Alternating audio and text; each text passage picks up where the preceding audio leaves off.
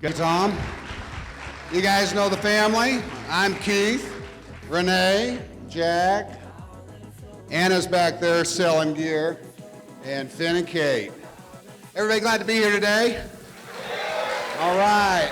Before I get started, I want to say thank you to Nikki and Jason Wynn for helping put this together, and Kent and Tom and Stuart with just Catamarans. They did a good job putting all this together, and we're glad all you guys showed up. So without further ado, I don't want to fall off this stage, but I like this mic in my hand. I feel important. I don't know. I'm just saying.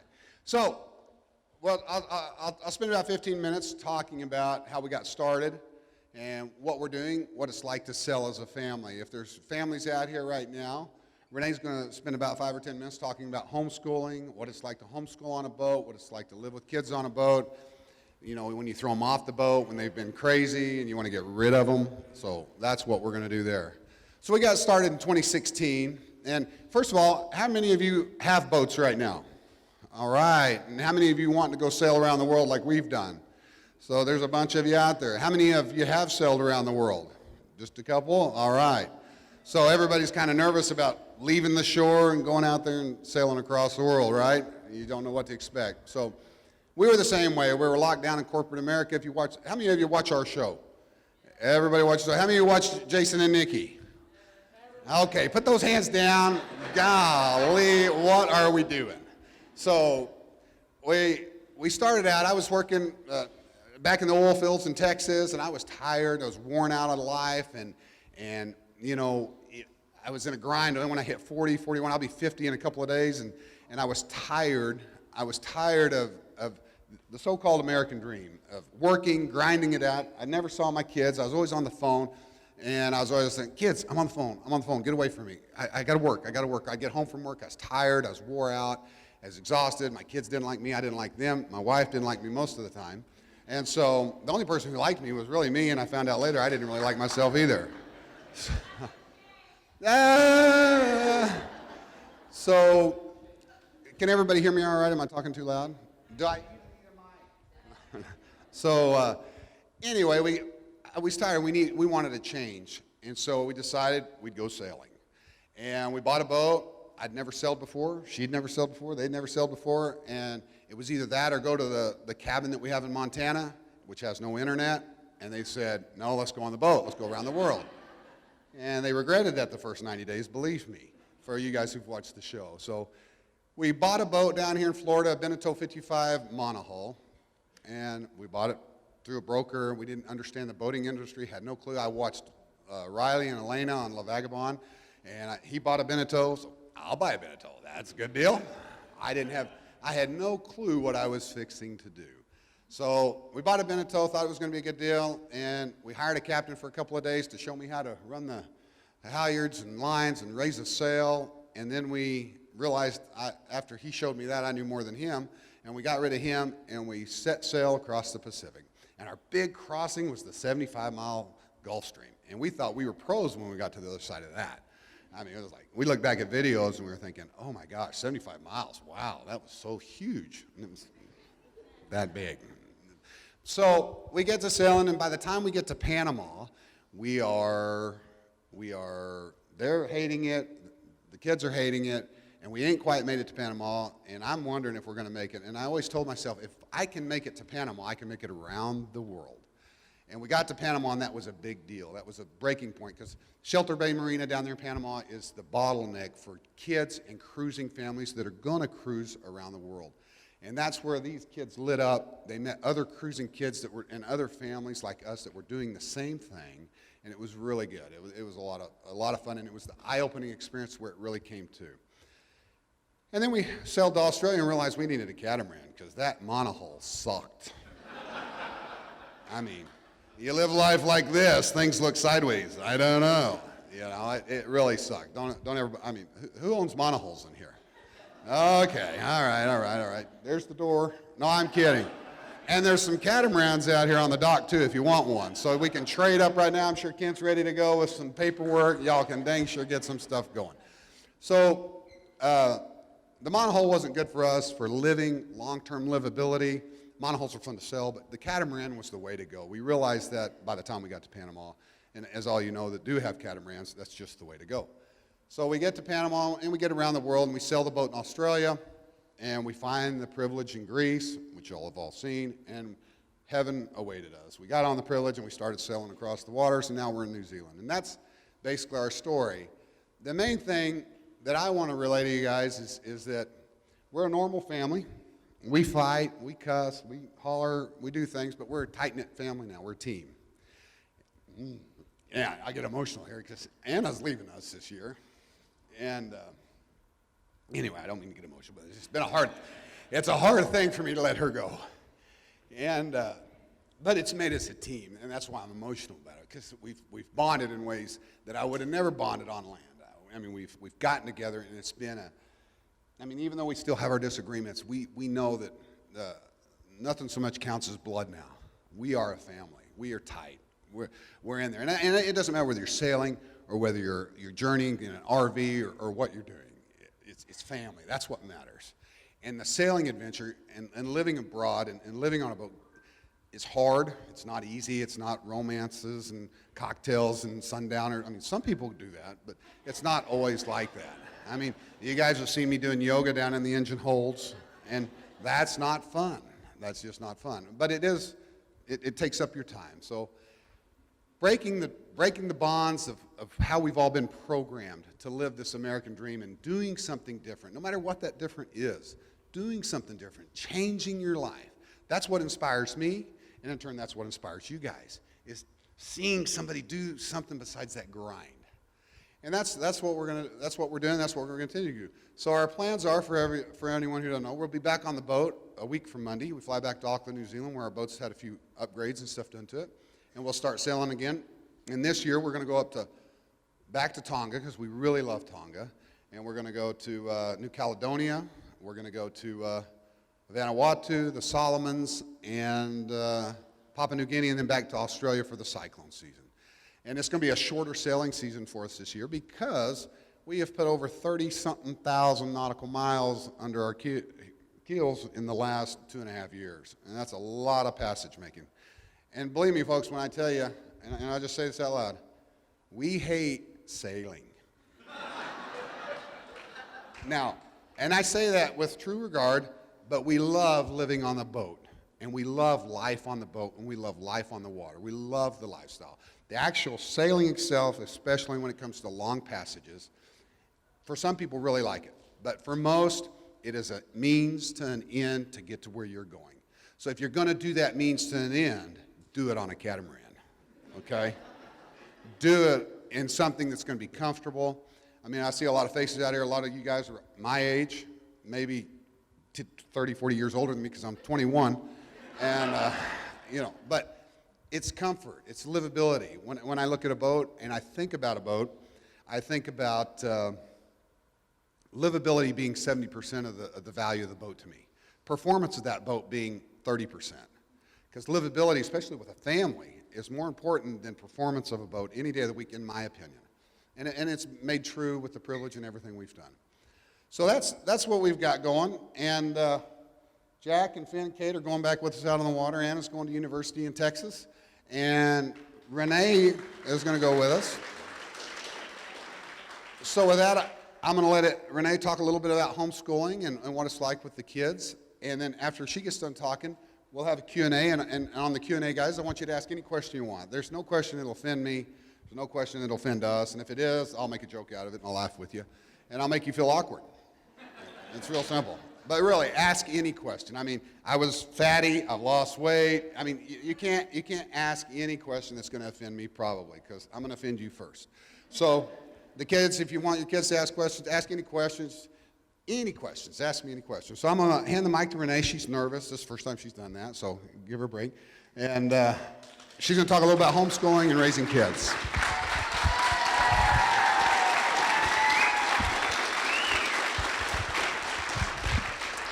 So, yeah, I've never been on stage like this before, sorry. How many of you are going to sail with kids? Plan on homeschooling, obviously, because you really can't do it any other way. what I was going to say first is my biggest question is how do you do it with kids, and how do you transition from an institutional school setting or public school setting, private school setting to homeschooling. And my first advice would be to just take a break. If you've never homeschooled, if you don't know anything about homeschooling, and you're going to start right when you get on the boat, I would say just take a break for however long you think is good. A week, a month, 3 months, 6 months. You're on your own terms at this point. You've got to figure out what state you come from, what your homeschool regulations are in that state, and some states you have to turn in reports and do certain testing, other states you don't. We're from Texas. There are no requirements in Texas, so we can pretty much do whatever we want. Other states, we've had some cruisers that were from California. They had to turn in reports and do certain tests, but it is possible, and it's pretty simple, and your kids are going to do fantastic. The curriculum we use, the internet is non-existent when you're sailing. So if you are hoping to get an online curriculum, don't do it. Books are good. We've always had books on the boat. We love books. Anna loves books. We started out with a bunch of books and then decided it was just too much. So the curriculum we use now is switched on Schoolhouse. It's on our website. It's completely offline, and I love it. They've all done it. Anna did a little bit of it, and it works really good for us for offline. What else? Anna, she has accepted, she applied to and got accepted at 4 different colleges, and she did her last,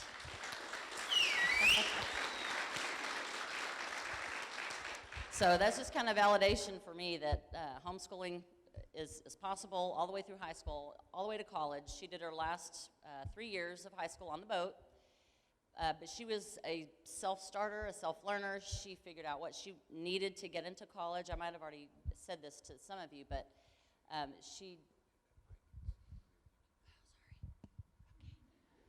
sorry. Okay. So anyway, she's a self-starter, so she figured out what she needed to go to college. She knew she wanted to go to college, and so she figured out the classes to take.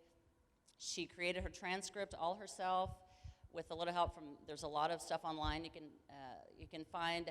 If you look into HSLDA, it's Homeschool Legal Defense Association, and they have tons of information. They're kind of your personal lawyer when it comes to homeschooling. They answer questions, and they can intervene if you have trouble with the state or with your school or whatever. These three, Jack doesn't care to go to college, so we haven't been as rigorous with him as we were with Anna. He wants to teach kiteboarding or scuba diving or get a boat with a girl, I don't know, something like that. So that's kind of where we're at with that, and I can't remember all the other stuff I was going to say about that. But so anyway, homeschooling is possible. The homeschooling community, or the sailing community, when you find kid boats, it is tremendous resource and help because you can share curriculum, you can trade books, your whole life is basically a field trip. So we kind of steer away from rigid academics in favor of hands-on experiences and life experiences, and that's what we did with Anna, and she was able to make a 1340 on your SAT, something, 1430. So. But she did really good. So anyway, she's done really good and did a lot of it on her own because I'm not a great teacher, especially the high school subjects are very difficult, and so the younger ones are easy. A lot of you have asked how do you teach algebra, and you just have to stay one day ahead of your kid and just kind of see what they're going to learn tomorrow and figure that out. But if you have the opportunity to start homeschooling before you get on the boat, obviously that would be recommended, kind of transition into that lifestyle. But anyway, most of the school systems that we have talked to and cruisers that we've come across said the school system is very positive and supportive of an alternative lifestyle, RVing or sailing. And so just find out what your state requirements are and get some curriculum on our website. We have sailingzatara.com/homeschool. I've got all kinds of information there and a link for the curriculum that we use. And it's affordable, it's completely customizable, and it's completely offline. What? That's illegal. We'll talk about that later. Anyway, that's about all I have to say. I'm better with Q&A, so ask me any questions and I'll answer while I'm sitting down. Thank you. Look at you. All right, we'll jump right into the Q&A. Where's Tom? You got a mic to hand around? Perfect timing. Perfect time. Really, guys, ask questions. Don't be shy. I will not embarrass you too much. Yeah. You did great. Hi. Did you find it difficult traveling around the world and stuff like that to try to do healthy lifestyle eating? Okay. How did you address that? What did you do with that? So the question is, in case you in the back didn't hear, is how do we eat healthy? Can we eat healthy on the boat? I mean, everybody saw me. I wasn't too healthy. Those Dr. Peppers were not good. Jason and Nikki are eating plants, and I'm eating, chicken fried steak, gravy, mashed potatoes, Dr. Pepper, all the good stuff that makes us Americans. Yay, and so it is very easy to eat healthy out there. Nikki and Jason can attest to that because they're the beautiful people. And especially when you get in the tropics, there's fruits, there's vegetables, there's everything. You eat a lot of fish, so that's easy to do. We're learning to eat better. Obviously, I was about to die when I got off the boat because I was overweight and all that bad stuff, and I've just changed my whole way of eating. And a lot of it's because hanging out with Nikki and being around people who do eat right and eat healthy. And I heard a saying, you can eat food for medicine, or you can eat medicine for food. Well, I don't want to be that old man that's eating medicine for food. So I want to keep up with this guy and her and her and her. And so that's it. So it's very easy to eat healthy out there. Long passages when you're doing ocean passages, it's hard to keep fresh veggies and stuff like that. So you have to have some processed stuff. Nikki and Jason probably know more about how to make, whatever out of seafood or, seaweed or whatever. They catch some stuff, flock some out there in the ocean and eat that. I don't know, but yeah, you can eat healthy out there. You don't have to eat like we do, and we're not going to eat that way this next season. We're going to eat healthy. I'm changing the way I live my life and have. So that's a great question. If we have another question, I'm going to come to you and give you the mic. That way, everyone can hear everyone. All righty? So I'm going to pass this person had their hand raised. And that won't make you nervous at all, having that mic in your hand. Hi, I have a grandson who's 4.5, and my husband and I are looking to take him away in 5 or 6 years. So my question is for you guys. Did you miss your friends? Did you miss school? What do you think? How do you think that would be to just, how was it for you to just get ripped out of your school and your friends and everything?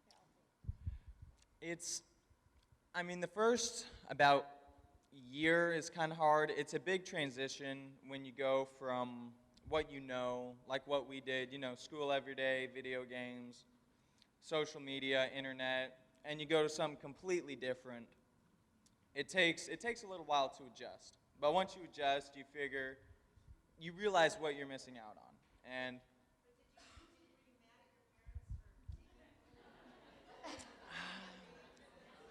a little bit. We still hold so much resentment. In the first 90 days was the toughest for them, because it was tough for all of us. And when we left the shore, that acclimation to living small, living without the necessities that we're also accustomed, Chick-fil-A. I mean, who can't live without Chick-fil-A? So, right there, Jason and Nikki are raising their hand. They're the only ones raising their hand. Hey, just so you know, they're moving to Europe. I'm just saying. I'm kidding. That's a great, did that answer your question? Here, I have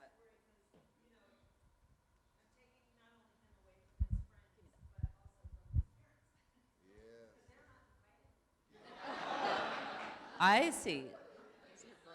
Okay. with that age, you said he's 4 right now.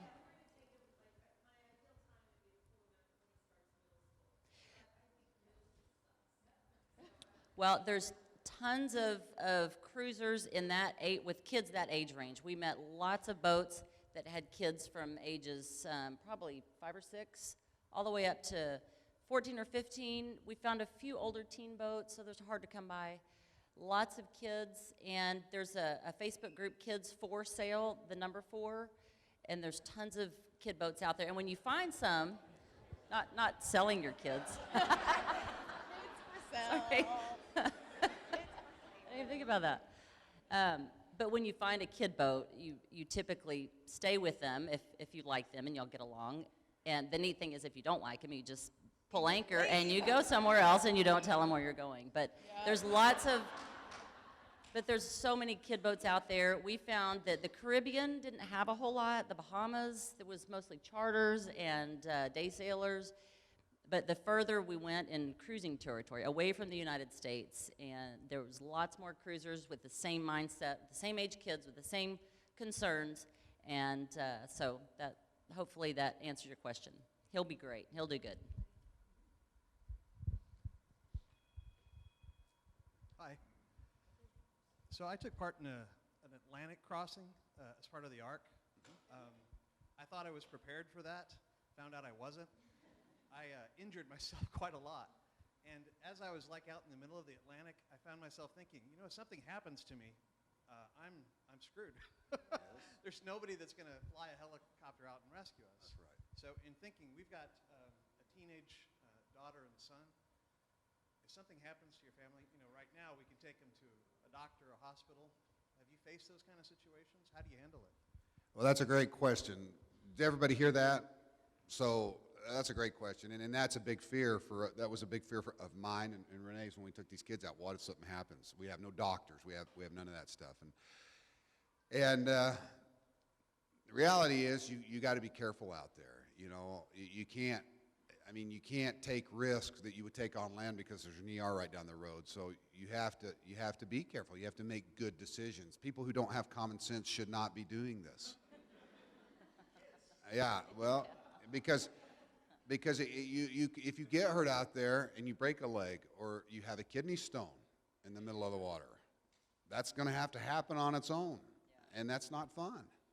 But you can get medical kits. You need to learn, you know, some emergency medical. It'd be good to have a book or know a little bit of emergency stuff so that you can set a bone, so that you can suture yourself up if you get something like that. But if you make good decisions, that risk is really low. I mean, I think it's really low. If you don't have any common sense, that risk just gets higher and higher and higher. But none of us have ever really been hurt. I had a kidney stone. Jack scraped himself on the corals. And you got to watch. Infection is the biggest thing because nothing heals really quick out there. What? Well, she fell out of a tree. Yeah. But we were in Panama. So yeah, we were on land, and so we were able. But in the middle of the ocean, if she had broken her wrist, I would have had to try to set that as best as I could, and then cast it up, and then get to somewhere because nobody's coming for you. And that is also part of the allure of sailing that I like. We are on our own. We are responsible for us, not the government, not Ken over there, but we are responsible. And I like that. I like that. I like that we are responsible. And my kids, every time we have an issue out there, every time there's an emergency, it's a real emergency. It's not fake. It's not, you know, if the sail blows out, if the line snaps, if the rudder falls, it's our deal to deal with. And so they're learning real world situational awareness, staying calm. I don't stay calm. I'm young. But they're learning how to deal with things, and that's one of the draws for us. Did y'all have anything to add? Yeah. We also, Anna just reminded me, we also try to sail on passages with buddy boats. You try to sail with someone so that they have knowledge of, you know, and you can, if you have an issue, you have a buddy boat that may have more skills, different skills. We also took, you may have seen, we took a first aid course. We've got an AED on board. AED, we know how to use it pretty much. Luckily, we've never had to I've use seen it. movies. Yeah, we've seen movies, lots of movies. And for me, the buddy boats is where I feel a lot safer. And also, if you're a doctor or any kind of doctor, and Don't tell anybody. don't tell anybody Don't tell unless anybody. you or charge. Make sure you say, "You bet I'll look at your kid's ears," and that'll be $200. But yeah, I mean, there's people out there with skills that are necessary and useful, and so always sail with a buddy boat. If you can, yeah. Yeah, and there's always doctors out there. We've sailed with lots of doctors, and there's doctors in ports that are on boats, and so that really helps out. Next question. Oh, no. This one's for the kids. How did you guys choose bedrooms, and then who has the best bedroom?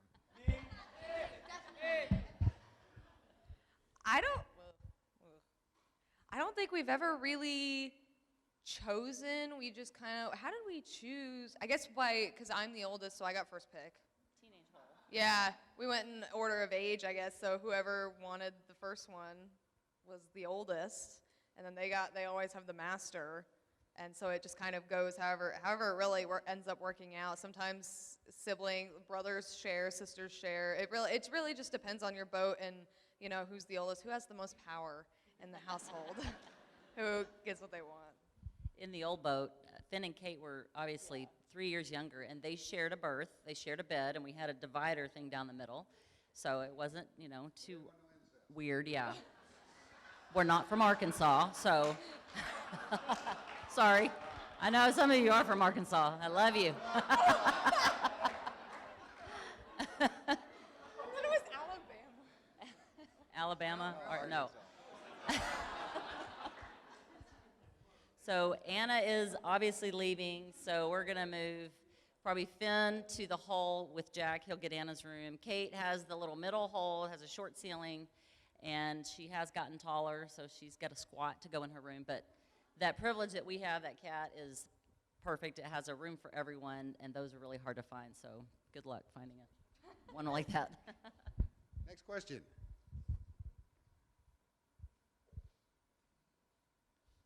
Hi, is it it's on? Oh, hi, sorry. Is the question for Anna? Yeah. Okay, have you made a decision yet on your very first New York Best Time Seller book? Are you going to do a nonfiction about the family or a fictional book about your crossing? I'm not really interested in a career in writing. Like, I know a lot of people.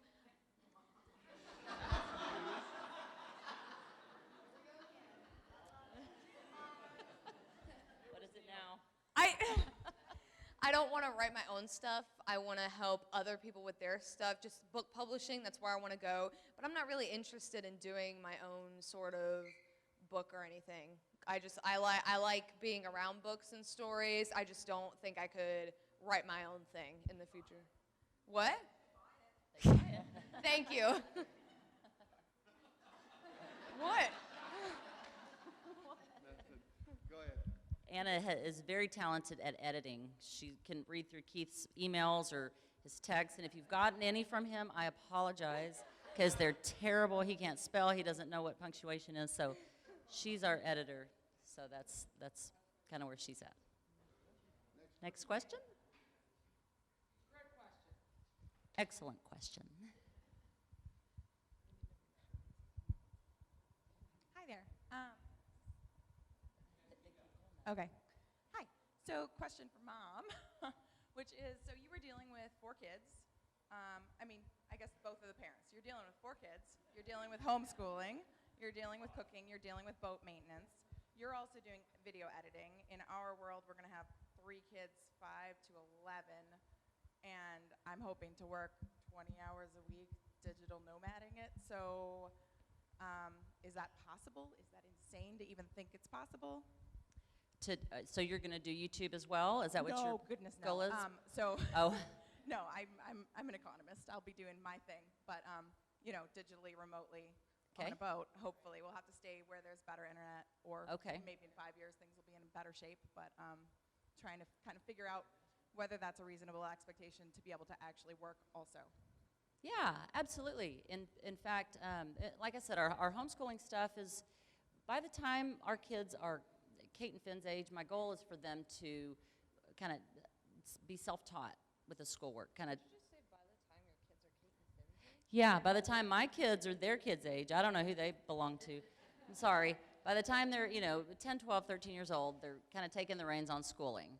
So I step back, and I've always enjoyed doing video. I think that if I was on the boat without this job of YouTube, I would probably get bored. We read a lot, but when you're out on the water, sometimes there's not a lot to do. He does all the maintenance on the boat, obviously. He's got to have something to do as well, but getting out on the water, and once you're done with school, it takes, an hour a day, maybe 2 if it's hard, and so you've got the rest of the day to just do whatever, read or craft, whatever you do, swim, snorkel, dive, and so it's enjoyable most of the time for me to work or do video, do something on the side on my own. So I think it would be very possible for someone to hold a part-time job while you're sailing and homeschooling. I do. Does that answer your question? Awesome. About 10 more minutes. Got a question over here? Hi, I got a 10, a 12, and a 15-year-old, right? And I'm finding my 10 and 12-year-old really don't help much with the sailing or the maintenance, and kind of just, it all falls on my wife's and my oldest daughter's sort of burden when we're out sailing around. So for Finn and Kate, at what point did you guys feel comfortable enough to help sail the boat, to start taking chores on your own? They don't. Whoa.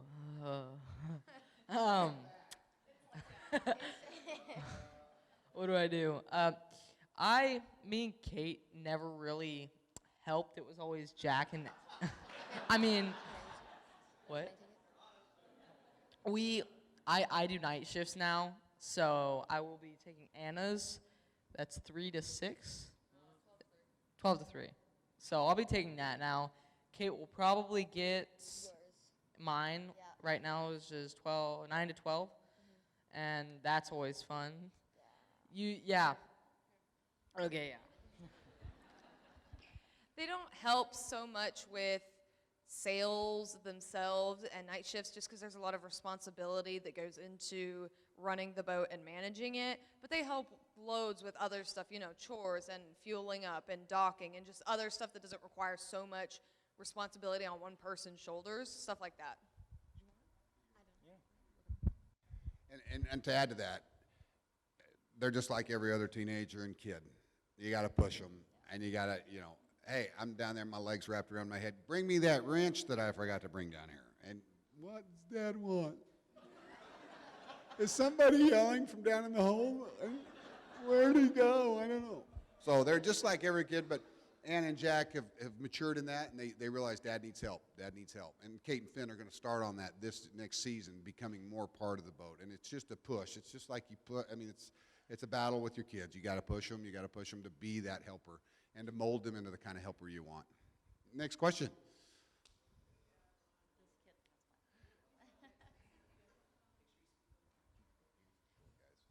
How do you support yourself when you're sailing with money How do we support ourselves with money? That is a good question. That is the million-dollar question, isn't it? Well, fortunately, Nikki and Jason have decided to give part of their windfall to us because they have more subscribers. No, I'm kidding. So that's a good question, young man, and it's different for everyone. For us, we made our money working in the oil fields in Texas, and I saved my money. And I did what I had to do until I could do what I wanted to do. Nikki and Jason, they're full-time vloggers. They've been doing this for years, and they make their living through YouTube and those kind of things. Other sailors that we go around and we cruise with, they're from retired people to people who sail for 6 months or 12 months, and then they go get a job, refill the kitty, and get back after sailing. There's all different lifestyles, all different ways to make a living out there, and that how we afford to do it. I just saved my money, and I did what I had to do until I could do what I wanted to do. Great question, young man. Next question. So Keith, you and I share a lot of similarities in thinking. How do you protect the kids from all the trolls on the internet? The trolls on the how do we protect our kids is from the trolls on the internet. And I'm telling you, social media is new to us. I'm an old timer, you know, and we're just new to all of this. It's tough because Jack and Finn and Anna, she's private. She don't let a lot of people in, but Jack and Finn are pretty public figures. They like people to pay attention, and Instagram and all the social media, and they have trolls, and they have people that are perverts that send them stuff and that do things. And you just got to raise your kids that that's not right. Block that out. Block those people, and don't get sucked into it, and be smart about it. Common sense weighs a lot. Yeah.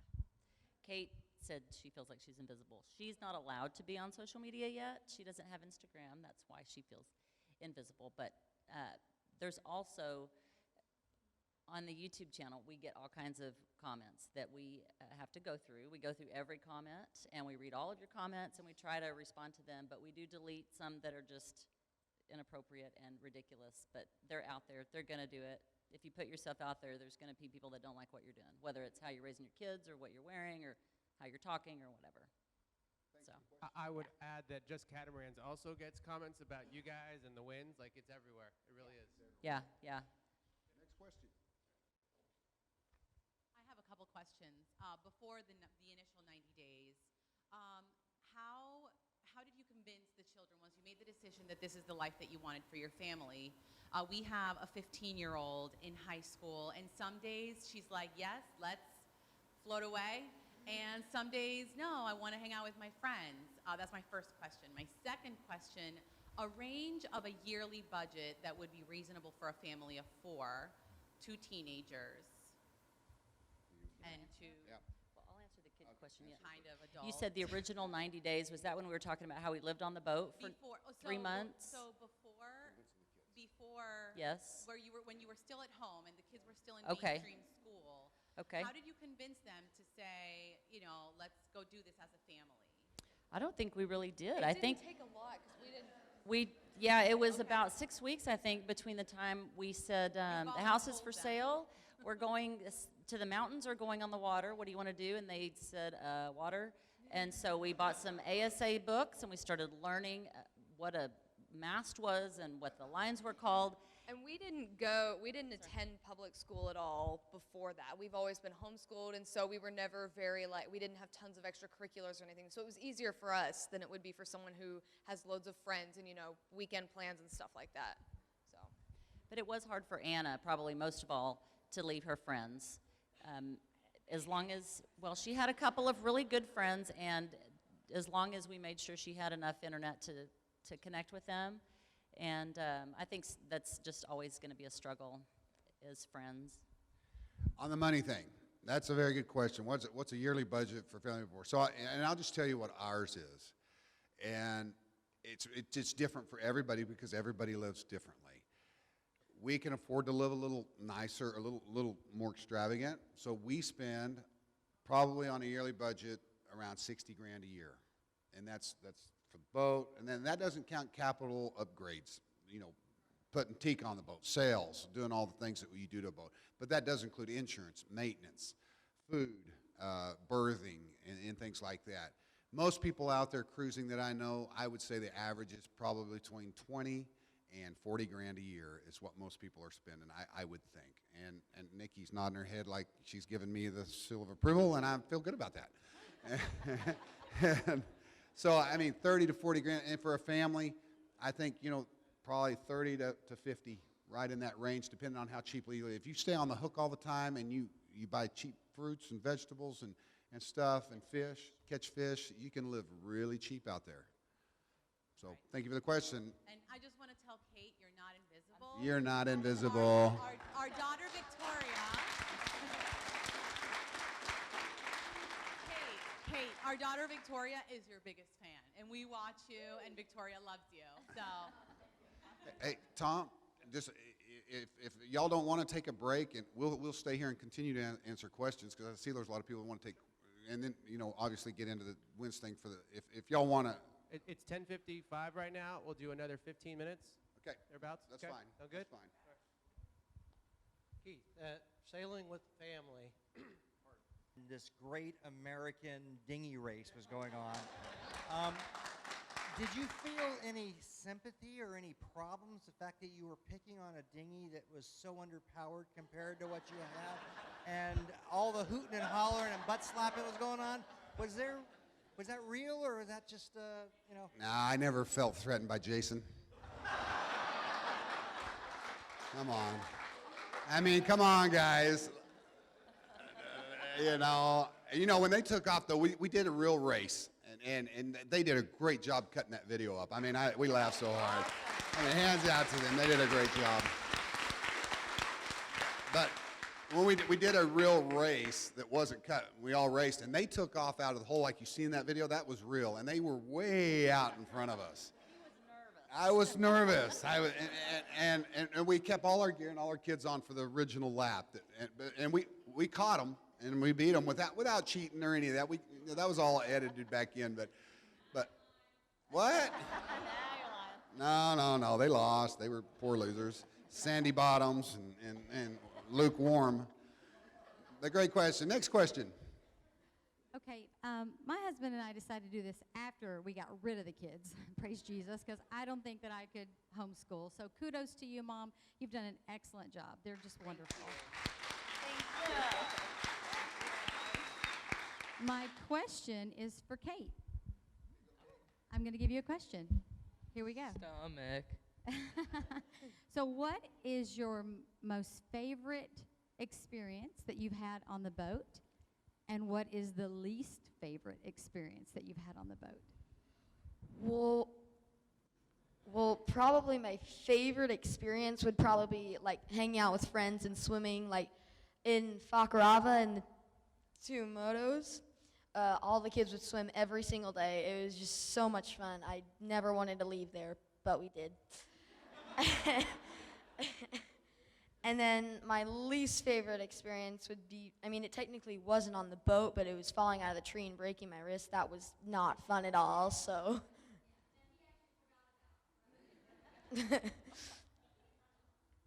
Well, yeah, that's my favorite and least favorite experience, so. Next.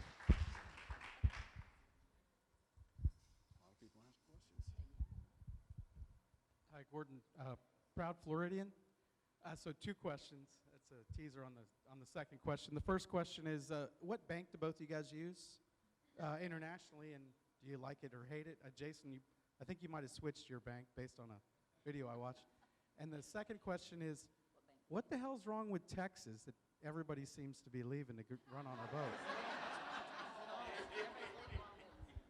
Well, so what bank do we use? So that's a good question. Banking and dealing with cash and foreign currencies. I can't speak to what Jason and again, that'd be a good question up here, but I'll tell you what we do right quick.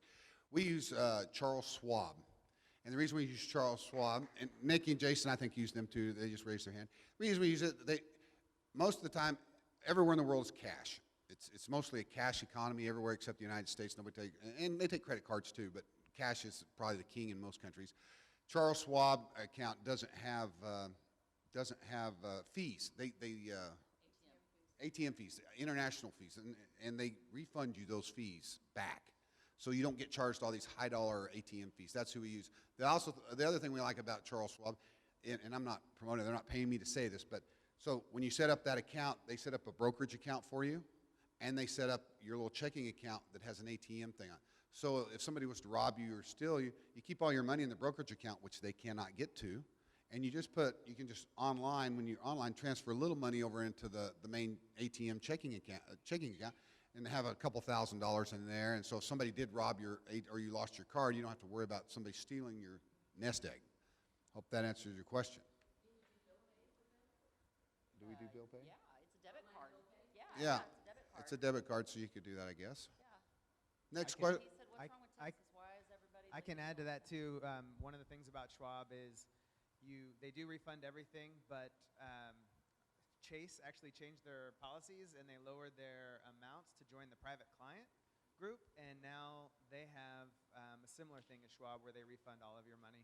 And even though Chase was a pain in the butt in Ecuador for us, I understood it was about security, and there was a few things I hadn't thought of, and that was Nikki's old phone number was still attached to the account, so when they called the phone number, they got some Spanish-speaking person and had no clue, and then they saw somebody trying to log in from Ecuador, and that's what red flagged it.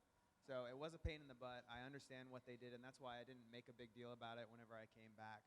But their new private client stuff is similar to Schwab. So now we carry both, just in case it ever happens again. Next question. Hey, so we were wondering if any of you have any like food allergies that you deal with or anything like that, and if so, how you've dealt with those traveling. We don't have any food allergies, and we haven't ever had to deal with that. We had some friends, Elysian, that we cruised with, and they had gluten-free issues. Emily, the special needs.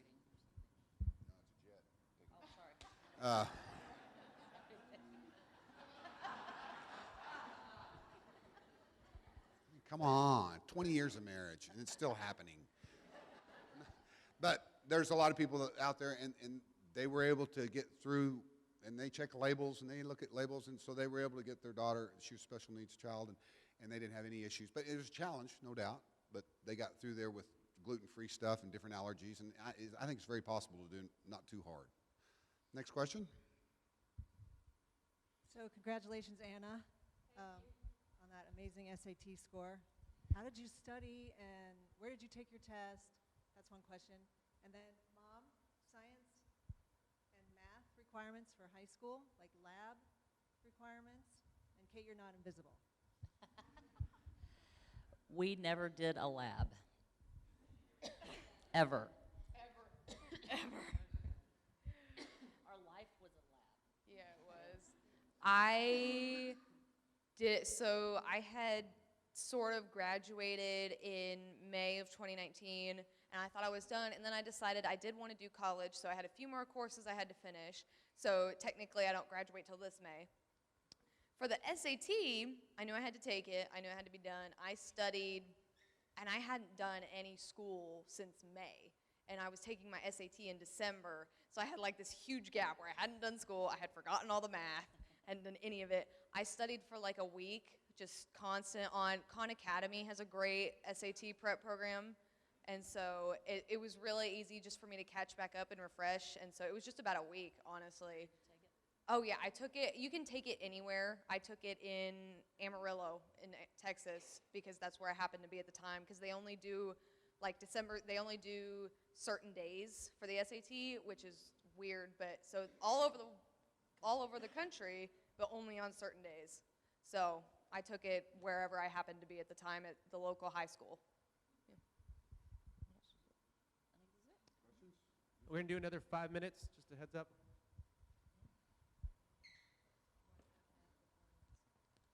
Hello. Kind of a follow-up to the banking finance, and this is my ignorance. As far as if you're still a resident, we're also from Texas. If you're still a resident in the United States, how do you have to deal with all the taxing and all the property and all of that stuff when you're not really living in the States for like years at a time?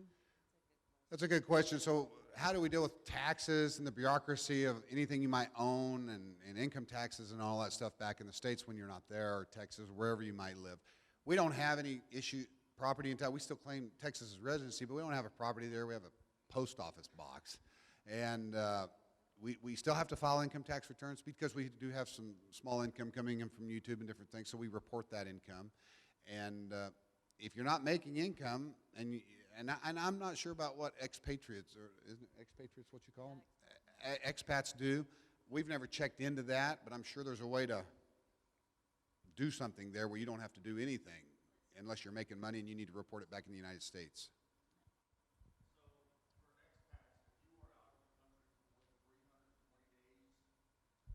If you're an expat and you're out of the country for more than 320 days at a time, the first $110,000 is tax-free.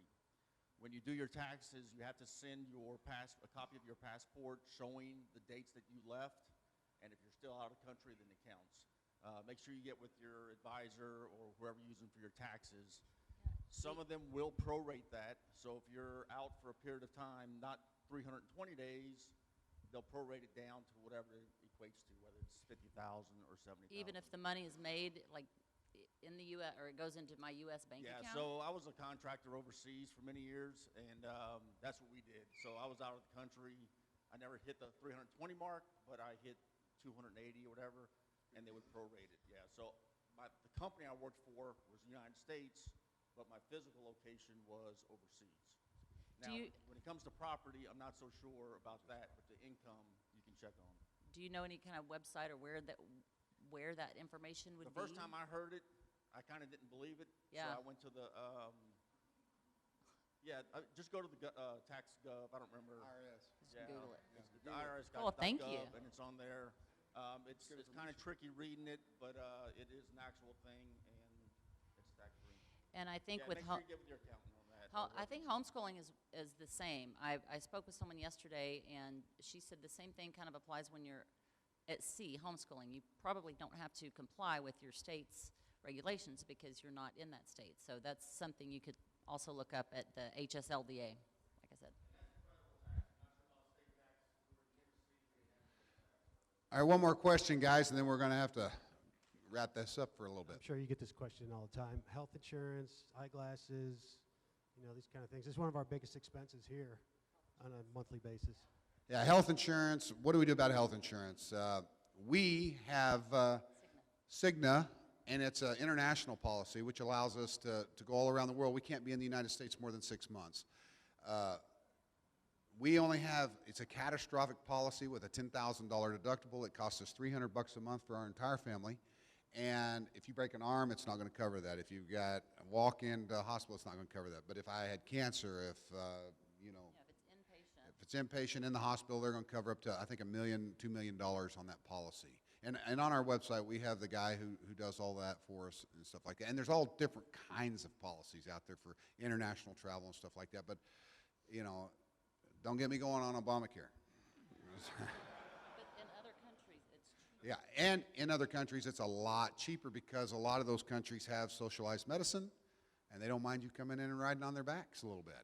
So, it is cheaper to get medicine in other countries and to do the things in other countries you wouldn't do in America. So, for instance, Kate's arm, I think we paid $1,200 cash, U.S. dollars, for the whole thing. From when she walked in the hospital, they put her under anesthesia to set her wrist.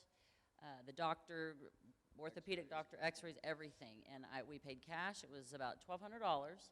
She was in and out of there in about 2 hours, I think. And we've had similar experiences like that with, she had something, I can't remember, with her ears or something. It was very, very cheap. And so we've never even used our insurance policy with Cigna. I don't have any idea how they handle claims or anything. We've never had to use it, but it's there just in case. and some friends of ours, one of our friends had to have a colonoscopy in a foreign country, and it was $600 for the anesthesia, everything. And I have those every 3 or 4 years, and those are $4,000 or $5,000 deals to do it in America. So in foreign countries, it's cheaper. You want to watch where you go. I mean, there's some witch doctors out there, but most places that have good doctors, it's a lot cheaper if you pay cash, and you can negotiate those rates, negotiate everything. And medicines also are very easy to get. Non-narcotic, obviously, but anything you need, you can get over the counter in just about every other country except America. Even contacts you can buy in New Zealand over the counter, but not in America. So. And lots of those happy pills. Lots of happy pills. All right, guys, I want to thank everybody for coming today. And I'll turn it back over to Tom, and we'll take a few-minute break.